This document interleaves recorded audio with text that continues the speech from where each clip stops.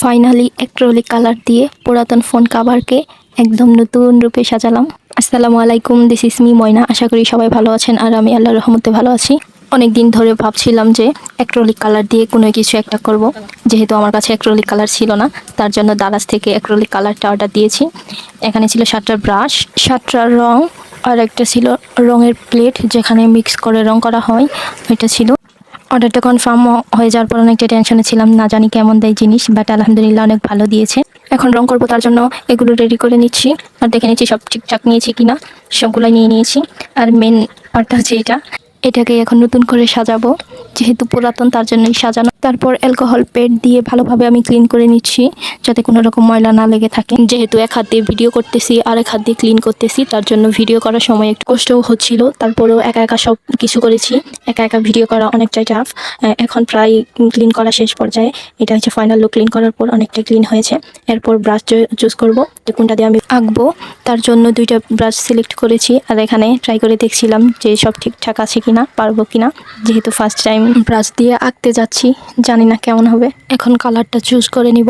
প্রথমে নিয়েছি কালো, তারপর লাল, হলুদ আর সবুজ। হলুদটা পরে রেখে দিয়েছিলাম, 3টা দিয়ে রং করব। হলুদটা ভালো লাগেনি, তার জন্য রেখে দিয়েছি। এখন রঙগুলো প্লেটে ঢেলে নিব। যদিও আমি রঙের পরিমাণটা একটু বেশি নিয়েছিলাম প্রথমবার, তো তার জন্য বুঝতে পারিনি যে কতটুকু রং লাগবে। আর রং ঢালতে গিয়ে তো আমার হাতের অবস্থা 12টা বেজে গেছে। এখন শুধু হোয়াইট কালারটা নিলেই সব রং নেওয়া শেষ হবে। মূলত এই 3টা রং দিয়ে আজকের ডিজাইনটা করব প্রথমবার, তার জন্য কালার চুজ করতে একটু সমস্যা হয়েছিল। তারপরে ওই 3টা কালার দিয়ে দেখি কেমন হয়। প্রথমে আমি ব্ল্যাক কালার দিয়ে ফোন কভারটাকে একদম কোট করে নিচ্ছি, সম্পূর্ণ রংটা ব্ল্যাক হবে। তারপর এর উপর দিয়ে ভালোভাবে ব্রাশ করে নিব। ব্ল্যাক কালার অনেকটাই ভালো, অল্প দিয়ে অনেকটুকু কাজ করা যায়। অন ক্যামেরায় আমি উপরে টুক করে নিয়েছি আর অফ ক্যামেরায় সাইডে যতটুকু বাকি ছিল ততটুকু করে নিয়েছি। রেড কালারটা আর একটু হালকা করার জন্য আমি হোয়াইট কালারের সাথে একটু মিক্স করে নিয়েছি। দেন তারপর আমি ফুলটা আঁকা শুরু করলাম। ব্ল্যাক কালারটা সম্পূর্ণ শুকায় নাই, তার জন্য কি আর কালারটা ভালোভাবে হচ্ছিল না। ব্রাশের সাথে ব্ল্যাক কালারটা উঠে আসছিল। তারপরে অনেক কষ্ট করে সবশেষে কাজটা শেষ করেছি। এটা কি ফুল আঁকতে যাচ্ছে আমি নিজেও জানি না, মনে যায় এসেছে আমি তাই আর্ট করেছি। প্রথমবার ব্রাশ দিয়ে ফুল আঁকা, যদিও কলম দিয়ে এমনি আঁকি করেছি, কিন্তু ব্রাশ দিয়ে কখনো করা হয়নি, তার জন্য হয়তো বা অতটা ভালো হয়নি। কিন্তু নেক্সট টাইম ইনশাল্লাহ এর থেকে আরো ভালো হবে। তারপরে আমি আরো মোট 4টা ফুল আর্ট করে নিয়েছি। সেম ডিজাইনের 4টা ফুল আমি এঁকে নেব।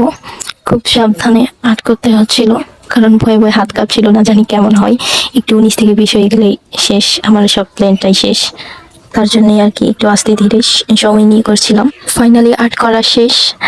আর এর মাঝে কিছু গোল গোল করে ফোঁটা দিয়ে দিব। আমারটা যেহেতু প্রথম ছিল, তার জন্য আমার কাভারটা অতটা ভালো হয়নি, কিন্তু আমার ননদেরটা অনেকটাই সুন্দর হয়েছে। ইনশাল্লাহ আবার যখন করব তখন এর থেকে ভালো হবে। এটাই হচ্ছে আমার ফোনের ব্যাক কাভারের ফাইনাল লুক। যদিও ফুলটা তেমন সুন্দর হয় নাই, ইনশাল্লাহ নেক্সট টাইম এর থেকে আরো ভালো হবে। আমার ননদের, এইটা হচ্ছে আমার ননদেরটা।